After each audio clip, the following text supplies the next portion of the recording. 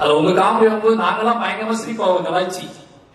நாங்க ஏன்னா இப்போ ஜெயமணி சார் கேட்டாரு, உங்க சார் ரொம்ப சாஃப்ட் ஆயிட்டாரு அப்படின்னு கேட்டாரு. அவர் எப்பவுமே நைட்டு அசிஸ்டன்ட் டைரக்டரோட டிஸ்கஷன் இல்லாத நேரங்களும் ரொம்ப சாஃப்டா இருப்பாரு. அப்படி நிறைய நாள் பேசி ஞாபகம் வச்ச ஹீரோயினா நீங்க இருக்கீங்க. ஏன்னா நிறைய ஹீரோயின்ஸ் பேர் அவருக்கு தெரியவே தெரியாது, மறந்துடுவாரு. ஆனா உங்க நேம் வந்து உங்களை பார்க்கும் போதெல்லாம் வந்து ராமண்ணா ராமண்ணான்னு கிண்டல் பண்ணி உங்களை ஞாபகம் வச்சுட்டே இருப்பாரு. இப்ப உங்களை பார்த்த உடனே அதை கேட்டாரு என்கிட்ட. நிச்சயமா எங்களோட எல்கின் எங்களோட மைண்ட்ல இருக்கக்கூடிய நான் உங்களை பார்க்கும்போது எனக்கு ரொம்ப ஆச்சரியமா இருந்துச்சு. ஏன்னா சிலமா விலகி நம்ம மைண்ட்ல இருந்து விலகிடுவாங்க, எங்கேயாவது தூரமா தெரியுவாங்க. நம்மளோட பாலிய கால ஹீரோயின்ஸ் வந்து திடீர்னு ரொம்ப தூரமா தெரியுவாங்க, நீங்க இன்னும் பக்கத்திலேயே தெரியுறீங்க. அதுவே எங்களுக்கு ரொம்ப சந்தோஷமா இருக்கு. சரத்குமார் சார் அவருக்கு சொல்லி ஆகணும். சரத்குமார் பத்தி என்ன சொல்றது அப்படின்னு சார் பத்தி சொல்றதும் அவருக்கு நான் வந்து திருநெல்வேலின்னு ரொம்ப நாள் நினைச்சிட்டே இருந்தேன் சரத்குமார் சாரை பத்தி. ஏன்னா அவரு எங்க ஊருக்கார மாதிரியே இருப்பாரு. அவர் இந்த படத்துல நான் பார்க்கும்போது முடிவு பண்ணது என்ன அப்படின்னா, ஐயா படத்துக்கு அப்புறம் சரத்குமார் சார்கிட்ட வந்து ரொம்ப மைனூட்டா அவர் மனசை பேச விட்டு இந்த படத்தை பண்ணிருக்காரு. அவர் மனசு மட்டும் தான் பேசுவோம், பாடி பேசவே பேசாது, உடம்பு அப்படியே இருக்கும். முழுக்க முழுக்க அவர் மனசை மட்டுமே பேச விட்டு ஆக்டிங் நடிப்பு வாங்கியிருக்காரு ஸ்ரீ கணேஷ். அது பயங்கரமா வந்து ஒரு பாறாங்கல்லு, ஏன்னா உடம்பு வந்து ஒரு பாறாங்கல்லு, ஒரு பாறாங்கல்லு உள்ள மனசு மட்டும் பேசினா எப்படி இருக்கும், பாறாங்கல் மாதிரி இருக்காது அவரு. ஆனா உள்ள ரொம்ப கனிவா ஒரு பூ மாதிரி, பாறாங்கலுக்குள்ள பூக்கள் இருக்குல்ல, சின்ன சின்ன பூஞ்சைகள் இருக்குல்ல, அந்த பூஞ்சைகள் பேசுற மாதிரியான ஒரு தொழில இந்த படத்தோட ஆக்டிங் நீங்க வாங்கிட்டீங்க. எனக்கு அது ரொம்பவே பார்க்கும்போது பெரிய விஷயம். ஏன்னா ஒருத்தர் இவ்வளவு பிரமாண்டமா தெரியாது, ஃப்ரேம்ல பிரமாண்டமாவே இருக்கிறாரு. அவரால் என்ன ஒரு சவுண்ட் விட்டா அந்த சவுண்ட் நமக்கு தெரியும், அது எதையுமே வர விடாம அவர்கிட்ட இருந்து ரொம்ப நுணுக்கமா அழகா ஆக்டிங்க வாங்கினது நிச்சயமா அவர் சூப்பரா பண்ணிருக்காரு. சொன்னார்ல ஸ்ரீ கணேஷ் என்னன்னா அவர் கேட்டதை வாங்கிடுவாரு சொல்லி, அது மாதிரி நிச்சயமா இந்த படம் வந்து அதை வேலை பார்த்த எல்லாரும் நிறைய பேருக்கு, முக்கியமா அந்த சைட் அவங்க பேர் எனக்கு தெரியல, இப்பதான் சொன்னாங்க அவங்க. அந்த கேரக்டர் எனக்கு ரொம்ப பிடிச்சிருந்துச்சு. ஃபர்ஸ்ட் எனக்கு பிடிச்ச கேரக்டர் அந்த கேரக்டர். எங்க அந்த கேரக்டர் அனாதையா விட்டுவா சொல்லிட்டு ரொம்ப பயந்துட்டே இருந்தேன் நான். ஏதோ போன போக்கில் போயிடுமோன்னு பயந்துட்டே இருந்தேன். திருப்பி அதோட என்ட்ரியும் திருப்பி அந்த கேரக்டர் வந்து ஒரு அந்த வீடு எப்படி இருந்துச்சுன்னா, எனக்கு அந்த வீட்டுல இருக்கவங்க யாருமே வேற மாதிரி ஒரு உலகத்துல இருந்து ஆட்கள் என்ட்ரி ஆகாத வீடு மாதிரியே இருந்துச்சு. அவங்களாவே பிறந்து அங்கேயே வாழ்ந்துட்டு மட்டுமே இருக்காங்களே. இந்த வீட்டுக்குள்ள வேற யாராவது ஒருத்தர் உள்ள வந்து அந்த வீடு எப்படி யோசிச்சுட்டே இருக்கும்போது ஸ்ரீ கணேஷ் கரெக்டா அப்படி ஒரு பொண்ணு அந்த கேரக்டர் உருவாக்கி அந்த வீட்டுக்குள்ள அனுப்புனாரு. இப்படி எல்லாரும் சேர்ந்து உள்ள வரும்போது அந்த வீடு இன்னும் நிறைவா மாறணும் இருக்குல்ல, அந்த இடத்துல அந்த கேரக்டர் உள்ள வந்த உடனே எப்பா நிம்மதி ஆயிடுச்சுப்பான்னு எனக்கு தோணுச்சு இந்த படம் பார்க்கும்போது. ஒருவேளை அந்த கேரக்டர் அந்த வீட்டுல வராமலே இருந்திருந்தா ஒருவேளை நிறைவாயிருப்பான்னு எனக்கு தெரியல. அது முதல்ல அந்த கேரக்டர் நீங்க அந்த வீட்டுக்குள்ள கொண்டு வந்து அந்த வீடை அடைவதற்கு அந்த கேரக்டர் முக்கியமான பங்கு வகிச்சு நீங்க காட்டினது இருக்குல்ல, அந்த திராணி இருக்குல்ல, அதுக்கே ரொம்ப சல்யூட், ரொம்ப நன்றி. எல்லாருமே ரொம்ப நல்லா பண்ணிருக்காங்க. கேமரா, மியூசிக், நான் மியூசிக் படம் பார்க்கல, ட்ரெய்லர் மியூசிக் பார்த்தேன், சூப்பர். கடைசியா என்னோட நண்பர் அருண் விஸ்வா, நான் ரொம்ப நேரம் பேசுறது ஒரே காரணம் என்ன அப்படின்னா, இன்னும் அவர் நாங்க எதுவுமே செய்யல ஒரு டைரக்டர் ஆனதுக்கு அப்புறம். ஏன்னா அவர் எனக்கு நிறைய செஞ்சிருக்காரு. நினைச்சு பார்க்கும்போது ஒரு பெரிய பயணமா தான் இருக்கும், எமோஷனலான டிராவலா தான் இருக்கு. பெரிய பெருமாள் கதையை தூக்கிட்டு என் கூட டிராவல் பண்ண எப்படி என் லைஃப்ல ராம் சார் அப்படிங்கிறது என்னோட அடையாளமும் என்னோட பெரிய என்ன சொல்றது என்னோட ஒரே ஒரு தூண் அப்படி சொல்லிட்டு இருக்கணும். அது மாதிரி அருண் விஸ்வா ரொம்பவே முக்கியமான, என் வாழ்க்கையில முக்கியமான ஒரு மனிதர். ஏன் நினைச்சு பார்க்கவே முடியாத உதவிகள் எல்லாம் பண்ணியிருக்காரு. நிறைய அலுவலகங்கள், கிட்டத்தட்ட 50 ஆபீஸ் நாங்க போயிருப்போம் பெரிய ஸ்கிரிப்டை தூக்கிட்டு. நிறைய ஹீரோக்களை தேடி போய் நான் கதை சொல்லியிருக்கேன், அது நடக்கல. நிறைய விஷயங்கள் அவன் பண்ணியிருக்கோம், ஆபீஸா போய் அழைச்சிருக்கோம், பண்ணியிருக்கோம், நடக்கல. எனக்கு மேரேஜ் ஆகி ஒரு 10 டேஸ் கழிச்சு ஒரு போன் வருது. நான் போகாத ஒரு ஹீரோ கால் பண்றாரு, கதிர். எனக்கு வந்து அவனாவே கால் பண்றான். கதிர் கால் பண்ணி உங்களோட அருண் விஸ்வா நல்ல கதை இருக்குன்னு சொன்னாரு அப்படின்னாரு. எனக்கு ரொம்ப ஆச்சரியமா இருந்துச்சு. சரிங்க, எனக்கு மேரேஜ் ஆகிட்டு ஒரு 10 டேஸ் கழிச்சு தான் நான் வருவேன் அப்படி சொன்னேன். அதுக்கப்புறம் கால் பண்ணுங்க பேசுறேன். ஏன்னா ரொம்ப டயர்டா இருந்தேன். திருப்பி 1 மந்த் கழிச்சப்போ திருப்பி கதிர் கால் பண்ணாப்புல மீட் பண்ணாம. அப்படி மீட் பண்ணா அந்த நாளுக்கு அது பெரிய மாலை தொடங்கிடுச்சு. அதுக்கு முன்னாடி பெரிய மாலை தூக்கிக்கிட்டு அலைஞ்ச அவர் என்னோட ஸ்கிரிப்ட் புக் கையில வச்சுக்கிட்டு என் கூடவே உட்கார்ந்து அலைஞ்சது. அவர் ஈராஸ்ல வேலை பார்த்தாரு, அவர் வேலை பார்க்க இடத்துக்குலாம் கூட்டிட்டு போனாரு, பெரிய பெரிய ஆட்கள் அலுவலகத்துக்குள்ள கூட்டிட்டு போனாரு. என்னென்னமோ பண்ணி இந்த படம் வந்துடணும், அந்த படம் வெளியே வந்துடணும் அப்படின்னு சொல்லிட்டு ரொம்ப மாரி செல்வராஜ் டைரக்டர் ஆகணும்னு ஆசைப்பட்ட 2வது ஜீவனாக இருந்தாரு. ராம் சார் இருக்காருன்னா ராம் சாருக்கு அடுத்து அருணிஷா வந்து எப்படியாவது மாறி டைரக்டர் ஆக்கிடணும் அப்படின்னு சொல்லிட்டு. ஏன்னா அவ்வளோ இன்னும் சொல்ல போனா ரொம்ப கெட்ட ஓப்பனா சொல்லணும்னா எனக்கு சினிமாவுக்குள்ள ராம் சாரை தாண்டி ஒரு ரிலேஷன்ஷிப்பா கிடைச்சிச்சு. நம்ம டோன்ல இல்லாம பணக்காக போய் டோன்ல இருப்பாருன்னு சொல்லி அப்படி ஒருத்தர் நம்மள பேசுறாரு அப்படிங்கிறது பெரிய ஆச்சரியமா இருந்துச்சு. அவர் என்னை நம்பி செல்வம் கூட்டிகிட்டே அடைஞ்சாரு. ஒருவேளை அருண் மாதிரியான மனிதர்கள் சந்திச்சு என்னை கூட்டிகிட்டு அலையலாம் நான் சீக்கிரமா டயட் ட்ரை பண்ணேன்னு எனக்கு தெரியாது. அவ்வளவு நம்பிக்கையோட என்னை எல்லா அலுவலகத்துக்கும் கூட்டிட்டு போய் அவர் நான் டைரக்டரா இருக்கேன்னா அது முக்கியமான பங்கு, அவரோட பங்கு அது முக்கியமான பங்கு. அது என்னைக்குமே மறக்க முடியாது. நான் இப்பவும் நினைச்சிட்டே இருப்பேன். எனக்கு திரும்பி சந்தோஷம் கூட நான் சொன்னேன், எனக்கு அருண் வந்து ஒரு பெரிய எமோஷனல். அதை எப்படி வெளிக்காட்டுறதுன்னு தெரியல. எந்த மாதிரி இடத்துல எந்த மாதிரி மேடைகள்ல எந்த மாதிரி நடக்கும் தெரியல. நிச்சயமா இன்னைக்கு அவர் ப்ரொடியூசரா இருக்கேன், நான் டைரக்டரா இருக்கேன். நிச்சயமா நானும் அருணும் வந்து படம் பண்ணாம சாத்திய அடைய சாகுது. அந்த படம் பண்ற நாள் 2 பேருமே அவர் ப்ரொடியூசர் நான் டைரக்டர் ஒரு படம் பண்ணுவோம்ல. அதனால அவருக்கு வந்து எப்போ போன் பண்ணாலும் எனக்கு ஒரு பயங்கர கூச்சமாவே இருக்கும். என்னால கமிட்மெண்ட் பண்ணிச்சிட்டோமே, அவன் கால் பண்றாப்லே, அவன் ப்ரொடியூசர் ஆயிட்டாப்லே அப்படின்னு சொல்லி நிறைய நாள் வருத்தப்பட்டிருக்கேன். நம்ம ஏட்டி இப்படி பதில் சொல்றோம், அவன் நான் அவங்க கூட கமிட்மெண்ட் இருக்கு, இவங்க கூட கமிட்மெண்ட் இருக்குன்னு சொல்றோம். நிச்சயமா அவன் கூட கமிட்மெண்ட் எப்பவுமே நிரந்தரமான ஒரு கமிட்மெண்ட் இருக்கு. எவ்வளவு சிக்கல்கள் இருந்தாலும் அருண் கூட படம் பண்ணிட்டு தான் சினிமா விட்டு போகணும் அப்படிங்கிற ரொம்ப தெளிவா இருக்கேன். அருண் நிச்சயமா அதுல எந்த மாற்றுக்கிறதும் கிடையாது. நீ எப்படியாவது படம் கூட பண்ணி ஆகணும். 2 பேரும் சேர்ந்து ராம் சார் நீங்க நானும் 3 பேரும் நின்று அந்த படம் ஒரு பெரிய வெற்றி அடைய படமா நிச்சயமா உங்க லைஃப்ல நீங்க சந்தோஷப்படுங்க. நம்ம நட்பை கொண்டாடக்கூடிய ஒரு நாளா அந்த நாள் இருக்கும்னு நினைக்கிறேன். எனக்கு என்ன சொல்றது தெரியல, ரொம்ப எமோஷனலா இருக்கு. ஏன்னா உங்க அம்மா அப்பா தெரியும், எனக்கு உங்க வீடு தெரியும். நிஜமாவே எங்களுக்கு கிடைக்கக்கூடிய மேடைகள் எல்லாமே நல்லா பாத்தீங்கன்னா நாங்க போற மேடைகள் எல்லாமே ஏதோ வகையில எமோஷனலான மேடையா இருக்கு. நிறைய பேர் கேட்பாங்க, என் ஒய்ஃப்லாம் கேட்பாங்க, என்ன முதல்ல எமோஷனலா பேசுறேன்னு. கீழே ஒன்னா விளையாண்டு தெருவுல சண்டை போட்டு நடக்குமா நடக்காது கனவெல்லாம் நிஜமா ஒரு பாட்டு ஓடிச்சுல. அந்த பாட்டு மாதிரி நிறைய கனவு கண்டு அங்க நின்று இங்க நின்று நிறைய ஆடியோ வச்ச பார்த்து பேசி நமக்கு நடக்குமா ஆகணும் அப்படின்னா கனவோடு நின்று அடைஞ்ச ஆட்கள். நான் ஏறுற மேல பாதி மேல அப்படி கனவோட நம்ம கூட இருந்து ரொம்ப வாழ்க்கையில ஜெயிப்போமா தோப்போமான்னு யோசிச்சுக்கிட்டு இந்த மனுஷனே ஜெயிச்சிருக்காங்க இப்போ. அதனால எல்லா மேடைகளுமே ரொம்ப எமோஷனல் மேலே ஆயிடுது.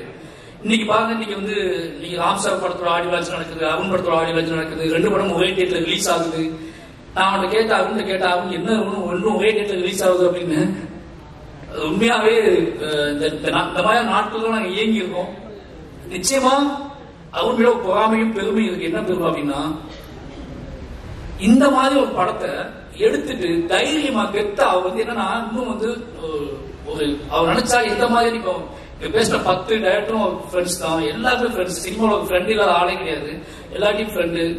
ஜெயிக்கணும் பணம் சம்பாதிக்கணும் மட்டுமே நோக்கமாச்சு எப்படியாவது படங்கள் பண்ண முடியும். ஆனா குவாலிட்டி என்னோட படம் அவனோட படம் இது, அவன் சாந்தி டாக்கீஸோட படம் இது அப்படி சொல்ற மாதிரி படங்களை பண்ணணும்னு சொல்லிட்டு அவ்வளவு ஆசைப்படக்கூடியது அவன் தான் அவரோட பெரிய விஷயம். அப்ப இன்னொரு முக்கியமான விஷயம் என்ன அப்படின்னா எல்லாருமே அவனை வந்து சொல்ற விஷயம் தெரியுமா, அவர் செலவு பண்றான் பயங்கரமா, சினிமாவை நேசிப்பான், சினிமா பேஷன், சினிமாவுக்காக என்ன வேணா பண்ணுவான், சினிமாவுக்கு அது ஒண்ணு போதும். ஏன்னா ராம் சாரே சொல்லுவார், என்னடா அவன் இவ்வளவு பண்றான் சினிமாவுக்காக அப்படின்னு சொல்லி. அதுவும் நிச்சயமா உங்க மனசுக்கு சொல்றேன், உங்களோட இதுக்காகவே சொல்றேன், நிச்சயமா நீங்க ஜெயிச்சுட்டே இருக்கணும். இந்த திரும்பிகை படத்தை பத்தி சொல்லணும் அப்படின்னா அன்னைக்கு நைட் என் ஒய்ஃபே என்னோட படம் பார்த்தாங்க. நான் எமோஷனல் ஆனதோட என் ஒய்ஃப் அதிகமா எமோஷனல் ஆனாங்க. ஏன்னா எனக்கு நான் பிறக்கும் போது ஒரு ஓட்டு வீடு இருந்துச்சு, கிராமத்துல சொந்தமா ஓட்டு வீடு இருந்துச்சு. கண்ணை முடிச்சு பார்க்கும்போது மேல ஓடு தெரிஞ்சு, அந்த ஓடு என்னோடதான் இருந்துச்சு, அந்த நிலம் என்னோடதான் இருந்துச்சு. ஆனா என் மனைவிக்கு அப்படி இல்லை. அவங்க ரொம்ப கண்ணீர் விட்டு அழுதாங்க. இந்த படத்துக்கு நிச்சயமா நான் பேசுறதை விட அவங்க தான் வந்து பேசியிருக்கணும். ஏன்னா இந்த படத்தோட முழு எமோஷனலும் அவங்ககிட்ட தான் இருந்துச்சு. எனக்கு ரொம்ப ஆச்சரியமா இருந்துச்சு. 2 மணிக்கு அவங்க பயங்கரமா 3 மணிக்கு அவங்க பயங்கரமா அழுதாங்கன்ட்டு. அவங்க அழும்போது தான் தெரிஞ்சு இந்த படம் எவ்வளவு பெரிய தாக்கத்தை ஏற்படுத்தின்னு சொல்லி. கிட்டத்தட்ட அவங்க வந்து பேசிட்டு நான் ஆசைப்பட்டேன், தவிர்க்க முடியாது சொல்லுவாங்க வரல. ஏன்னா அவங்க இன்னைக்கு அவங்களுக்கு முதல்ல சொந்த வீடா போனது, நாங்க கல்யாணம் ஆகி போனது அவங்க சொந்த வீடு, அவங்க வாழ்ந்த சொந்த வீடு. அது வரைக்கும் அவங்க சொந்த வீட்டுல இருந்தது கிடையாது. நாங்க காதலிச்சுட்டு இருக்கும் போது, நான் ஏன் ரொம்ப நேரம் பேச சொல்லிடுறேன் முதல்ல, நான் அருணுக்காக பேசுறதுக்காக பேசுறேன். நாங்க காதலிச்சுட்டு இருக்கும் போது அவங்க 4-5 வீடு மாறிக்கிட்டே இருப்பாங்க. நான் தான் திங்ஸ் எல்லாம் தூக்கிட்டு போயிட்டே இருப்பேன். அவங்க ரொம்ப டிஸ்டர்பா இருக்கும். லவ் பண்ண பையன் வீட்டுக்கு வந்திருக்கான், அவன் நம்ம வேலை கொடுத்துட்டே இருக்குமே, இந்த வீட்டுல வீடை காலி பண்ண சொல்லிட்டாங்க, நீ வரதுனால வீடை காலி பண்ண சொல்லிட்டாங்க, ஒரு பையன் வந்துகிட்டே இருக்கான் வீடை காலி பண்ண சொல்லிட்டாங்க அப்படின்னு சொல்லி திருப்பி நாங்க வீடு தேடி அடைவோம். அந்த வீட்டுக்கு நான் தான் திங்ஸ் தூக்கிட்டு போவேன். பரியர் பெருமாள் கமிட் பண்ணியதுக்கு அப்புறம் கூட, பரியர் பெருமாள் ஷூட்டிங் முடிஞ்சதுக்கு அப்புறம் கூட நான் வந்து ரிலீஸ் ஆகுறதுக்கு முன்னாடி சேலம் மாநகரத்துல நான் வீடு தேடி அழைச்சிருக்கேன். தீசலாம் வீடு அழைச்சிருக்கோம். அவங்க கூடயே நான் வீடு தேடி கிட்டத்தட்ட 6-7 வீடு மாறிக்கிட்டே இருந்தேன். அப்படி அதிகம் மறுபடியும் வைக்கணும். அதுக்கப்புறம் சென்னை வந்து நான் டைரக்டா வீடு தேடி அழைச்சிட்டே இருக்கோம். அப்பதான் எனக்கு புரிஞ்சிச்சு அவங்க ரொம்ப எமோஷனல் ஆவாங்க. ஏன்னா சொந்த வீடு வாங்க சொந்த வீடு சொல்லிட்டே இருப்பாங்க. எனக்கு சொந்த வீடை பத்தி கவலையே இருந்தது கிடையாது. ஏன்னா நான் ராம்சார் கூட இருந்தவன். எனக்கு எல்லாமே ஒரே மாதிரி ஃபீல் ஆகும். எனக்கு வந்து சொசைட்டியோட சமூகம் என்னை எப்படி நடத்துது, சமூகம் என்ன இன்டராக்ட் பண்ணுது, எனக்கு வெளி உலகம் தான் தெரு என்னை எப்படி நினைக்குது அப்படின்னு தான் நான் ரொம்ப மைண்ட் செட்டாவே இருப்பேன். என் வீட்டுக்குள்ள நான் எப்படி இருக்குன்னு நான் யோசிச்சதே கிடையாது. என் வீட்டுக்குள்ள நான் பயங்கரமா அது ஃபீலாவே இருந்தது கிடையாது. என் வீட்டுல நான் தூங்குவேன், எந்திச்சு போவேன். அதனால வீடை பத்தி எனக்கு எந்த கனவுமே இருந்தது கிடையாது. சமூகத்தை பத்தியான கனவு தான் அதிகமா இருந்தது. ஆனா என் ஒய்ஃபுக்கு வீடு பத்தியான கனவு அதிகமா இருந்தது. அது எனக்கு காரணம் அவங்க 3 பேருக்கு பெண்கள், அப்பா இல்ல. 3 பெண்களுக்கு ஒரு நிலையான வீடு ரொம்ப எமோஷனலா இருந்திருக்கு. அதனாலே அவங்க வீடு வாங்க சொல்லிட்டே இருப்பாங்க.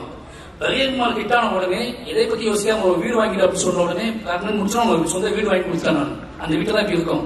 நான் யோசிச்சு பார்க்கும்போது இது ஒரு பெரிய விஷயமா நான் அந்த வீட்டை பார்க்கறதுக்கும் போகல, அந்த வீட்டை பத்தி எதையும் யோசிக்கவும் போகல. வீட்டை பார்த்தோம், இது இப்படி எதுவுமே யோசிக்கல, வீட்டை வாங்கி வாழ்ந்துட்டோம். அதுக்கப்புறம் தான் கொஞ்சம் கொஞ்சமா ரெடி பண்ணும் போது தான் தெரிஞ்சு வீடு எவ்வளவு முக்கியமான விஷயம் அப்படின்னு தெரிஞ்சு எனக்கு அது தெரியவே இல்லை. பட் திருநீகை படம் பார்த்துட்டு அவங்க ரொம்ப நேரமா அழுதுட்டு இருந்தாங்க. ரொம்ப நேரமா அழுதுட்டு இருக்கும்போது காரணம் என்னன்னா, இப்ப யோசிச்சு பாரு, சத்யகுமார் சார் வந்து அப்பா இருக்காரு, அப்பா அவர் தூண் மாதிரி இருக்காரு. ஒருவேளை சத்யகுமார் சார் இல்லாம எங்க அம்மா மட்டும் யோசிச்சு பாரு எப்படி இருக்குது கதை அப்படின்னு சொல்லி, எங்க அம்மா மட்டும் தான் இருந்தாங்க அப்படின்னு சொன்னாங்க. எனக்கு அப்பதான் புரிஞ்சிச்சு ஒரு கூட்டோட வேல்யூ. சார் சொன்ன மாதிரி இந்த வீட்டுல நம்ம எப்படி போனதுக்கு அப்புறம் இந்த வீட்டுக்குள்ளதான் நம்ம பிள்ளைங்க இருப்பாங்க, இந்த வீட்டுக்குள்ளதான் நம்ம பிள்ளைங்க விளையாடுவாங்க அப்படிங்கிறத பார்த்துட்டு நம்ம போக உணர்வு இருக்குல்ல, அப்பதான் எனக்கு புரிய ஆரம்பிச்சிச்சு. நானே அருண்ட போன் பண்ணி, அருண் நான் வந்து இந்த படத்தை நான் ஒரு டைம் பாயிண்ட் ஆஃப் வியூல பார்த்தேன், என் ஒய்ஃப் ஒரு பாயிண்ட் ஆஃப் வியூல பார்த்துக்கலாம்னு சொல்லி அது வீட்டு நான் பேசிக்கிட்டே இருந்தேன். நிச்சயமா இந்த படம் நேர்மையான கலைஞர்களால, நேர்மையான டீமால ரொம்ப எமோஷனலா, ரொம்ப நெருக்கமா மக்களை நம்பி எடுக்கப்பட்ட படம். இந்த படம் நிச்சயமா சொல்றேன், இந்த படத்தை பற்றியான இந்த படம் மக்களை நம்பி எடுக்கப்பட்ட படம், மீடியாக்கள் நம்பி எடுக்கப்பட்ட படம். ஒவ்வொரு சராசரி மனுஷனோட கனவு ஒவ்வொரு சார்ந்த விஷயமா இருக்கும். அப்படி ஒரு பெரும் கனவை நம்பி வாழக்கூடிய நிறைய குடும்பங்களை பற்றியான கதை. நிச்சயமா இந்த படத்தை மக்கள் தியேட்டர்ல வந்து ஜூலை 4 ரிலீஸ் ஆகுது. ஒவ்வொரு மக்களுமே ஒவ்வொரு மனுஷங்களுமே ஏதோ டூரிஸ்ட் ஃபேமிலி கிட்ட இருக்கு. எனக்கு மெட்ராஸ் மேட்னி ரொம்ப தாமதமா தான் பார்த்தேன். மெட்ராஸ் மேட்னி வந்து எனக்கு அது எப்படி இன்னும் பெருசா போக வேண்டிய படம். ஏன்னா எனக்கு அவ்வளோ ரொம்ப எமோஷனலா பிடிச்ச அந்த படம். அது மாதிரி இந்த படம் வந்து ஒரு மிகப்பெரிய வெற்றி படமா அமையணும், அது மட்டும் தான் பெரிய ஆசை. ஏன்னா இந்த படம் அத்தனை விஷயங்கள் இந்த படத்துக்குள்ள இருக்கு. அதுக்கு ஒரே ரீசன் என்னன்னா, இந்த படம் உண்மையாவே இருக்கு, உண்மையாவே எடுக்கப்பட்டிருக்கு. அத்தனை பேர் மனசுக்குள்ள இருந்தும் சீரியஸ் பேச முயற்சி பண்ணியிருக்காரு. எப்படி இப்போ தேவயானி மேம் சொன்னாங்கல்ல, நான் நிஜமா மேம் படம் பார்த்துட்டு இருக்கும் போது தேவயானி மேம் எந்த பாயிண்ட்ல பேச போறாங்கன்னு பார்த்துட்டே இருந்தேன். நீங்க பேசவே மாட்டீங்க படத்துல, எந்த இடத்துல நீங்க பேச போறீங்கன்னு பார்த்துட்டே போனாங்க. ஒரு 4-5 இடத்துல தான் நீங்க பேசுறீங்கன்னு நினைக்கிறேன். அந்த 4-5 இடத்துல பேசும்போது பூ பூக்க மாதிரி இருந்துச்சு அந்த வீட்டுக்குள்ள. நீங்க பேசுற பாயிண்ட் தான் அந்த வீட்டுல பூ பூக்குது. நீங்க ஒவ்வொரு டைம் பாத்தீங்கன்னா நீங்க எப்ப பேசுறீங்களோ அந்த இடத்துலதான் அந்த பாட்டோட மியூசிக்கே மாறுது. அந்த நீங்க பேசினோட மியூசிக் மாறிடுது. நான் பார்த்த விஷயம்ல நீங்க பேசுற தொழில அந்த இடம் மாறிடுது. ஒரு சித்தார்த் சாரோட ஆக்டிங், நான் சொன்னேன் சித்தார்த் சாரை வந்து நான் இந்த படம் கதை தெரியும் போது நான் சொன்னேன், சித்தார்த் சாரை வந்து ஜீனியஸ் இல்ல, அவருக்கு இங்கிலீஷ் தெரியல, அவரை வந்து இதெல்லாம் ஒத்துக்குவாங்களா, ஒரு மிடில் கிளாஸ் பையனா ஒத்துக்குவாங்களான்னு கேட்டேன். சார் நம்ப வச்சிருக்கீங்க. நீங்க ஒரு இன்டர்வியூல உட்கார்ந்து யோசிச்சுட்டு இருக்கும் போது நான் பார்த்துட்டே இருந்தேன். நேரம் ஆக ஆக ஆக நீங்க வீடுகள், அதாவது என்ன சொல்றது, இது வரைக்கும் நுழையாத வீடுகளுக்குள்ள நுழைஞ்சி அந்த வீட்டுக்குள்ள இருந்து பேச ஆரம்பிக்கிறீங்க. உங்களோட ஆக்டிங்கும் உங்களோட சென்சிபிளும் இந்த கதையோட நேர்மையும் நீங்க புரிஞ்சுக்கிட்டதுனாலதான் ஏதோ வகையில அதை தென்பட்டுக்கிட்டே இருக்கு. எனக்கு ஃபர்ஸ்ட் நான் பயந்தேன், ஓப்பனா சொல்லணும்னா இது எப்படி இந்த வீட்டுக்குள்ள எப்படி சித்தார்த் செட் ஆகும் அப்படின்னு நினைச்சுட்டே இருந்தேன். ஆனா அதை நீங்க தெருவில் அடையும் போது, உட்காரும் போது, அப்பாவை பார்க்காம புரிஞ்சுட்டு நடந்து வரும்போது அப்பதான் புரிய ஆரம்பிச்சு. ஏன்னா எனக்கு அப்படி கிடையவே கிடையாது லைஃப். நான் ரொம்ப நிமிர்ந்து அடைஞ்ச பையன் மாதிரி வீட்டுக்குள்ள வேற மாதிரி இருப்பேன். வீட்டுக்குள்ள வாழ்ற அந்த மிடில் கிளாஸ் பசங்களோட மைண்ட் செட் இருக்குல்ல, அதை இந்த படத்துல தான் நான் ஃபர்ஸ்ட் டைமா லைவா பாக்குறேன்.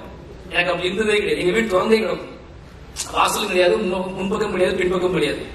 இப்படி அடைப்பட்ட வீட்டுக்குள்ள ஒரு சீன் போகுது சார். அந்த வீட்டு ஓனர் கிட்ட பேசுற ஒரு சீன் போகுது. எனக்கு அது ரொம்ப டிஸ்டர்ப் பண்ணிச்சு. எனக்கு ராம் சார் நானும் நிறைய ஓனர்கிட்ட அப்படி கஷ்டப்பட்டிருக்கோம். தூக்கிட்டு அலைஞ்சிட்டே இருப்போம், பில்டிங் தூக்கிட்டு பாட்டு சத்தமா வந்துச்சுன்னா மறுநாள் காலம் கதவு தட்டிடுவாங்க. உங்க பாட்டு போடுறதுக்காக நாங்க வீட்டை காலி பண்ணிருக்கோம். ஓகேங்களா, அவர் எல்லாம் மூட பயங்கரமாயி சித்தார்த்து பாட்டு போடுறான்னு சொல்லிட்டு பெருசா போட்டு சவுண்ட் வச்சு விட்டுருவாரு. மறுநாள் காலத்து வீட்டை காலி பண்ணி சொல்லிடுவாங்க. திங்ஸை தூக்கிட்டு வேற வீட்டுக்கு போவோம். ஏதோ வகையில இந்த படம் அருணுக்காக, வெறுமன அருணுக்காக மட்டும் இல்லாம அருண் போன்றே ஆக்டர், அருண் மாதிரியே ஹீரோ, இது எல்லாருமே சேர்ந்து அமைஞ்சிருக்காங்க. நிச்சயமா இந்த படம் மிகப்பெரிய வெற்றி அடையணும். எப்படி குறிஞ்சி பூக்களை அது நம்பி குட்டி குட்டியா இந்த மாதிரி விஷயங்களை நம்பி மக்களை நம்பி ஒருத்தர் உழைச்சி இவ்வளவு நாள் உழைச்சி அதை கொண்டு வந்து கொடுக்கறது முழுக்க முழுக்க மக்களை நம்பி மட்டும்தான். வேலை பார்க்கும் போதே நிறைய பேர் சொல்லுவாங்க இது ஒர்க் அவுட் ஆகுமா ஆகாதா அப்படின்னு நிறைய பேர் பேசுவாங்க. ஆனா அதையும் தாண்டி ஒரு கிரியேட் நினைக்கிறது மக்கள் இருக்காங்க. மக்கள் ஏதோ ஒன்று இயங்குறாங்க, அவங்க அதை கொடுப்போம், அவங்க சொல்லட்டும் நம்பிதான் எடுக்காங்க. அப்படி எடுக்கப்பட்ட படம் திரும்பி நிச்சயமா இந்த மக்கள் கொண்டாடுவாங்க. நம்புறேன். அப்படி ஒரு பெரிய வெற்றியில உங்களை சந்திக்கிறேன். நன்றி. ஆனா நான் ஒரு போட்டோ மட்டும் எடுத்துக்கலாம், நீங்களும் அருண் அண்ணனும் இருக்கிற மாதிரி. சோ முக்கியமான விஷயம் சுவாதி உண்மையிலே சுவாதி எங்க வீட்டுல ஒருத்தர் மாதிரி தான். சுவாதி அருண் அழகு, ரொம்ப அருண் எப்பவுமே ரொம்ப அழகா இருப்பாரு. சுவாதியோட இருக்கும்போது மட்டும் அருண் ரொம்ப அழகா தெரியாது. ஏன்னா அருணுக்குள்ள அருண் என்ன மாதிரி கேரக்டர் நமக்கு தெரிஞ்சுக்கணும் ஆசைப்பட்ட சுவாதியை பார்த்தா தெரிஞ்சிடும். சுவாதி தான் அருண். ரொம்ப சந்தோஷம் சுவாதி, நீங்க தயாரிப்பாளராக நீங்க வந்து இருக்கிறதுக்குல ரொம்ப சந்தோஷம். ஏன்னா நானும் என்னோட மனைவி தயாரிப்பாளர் ஆக்கியிருக்கேன், அருணும் தயாரிப்பாளர் ஆக்கியிருக்காங்க. ராம் சார் ஏதோ எல்லாரும் நினைச்சிட்டு இருக்காங்க ராம் சார் பண்ண பிரமாண்டங்கள்ல நாங்களாம் இருக்கோம். எல்லாமே ராம் சாரால் நிகழ்ந்தது. அப்படி நிகழ்த்தப்பட்ட ரெண்டு பேர் வெற்றியாளர்கள் தான் நானும் அருணும். ரொம்ப நன்றி சுவாதி. தேங்க்யூ.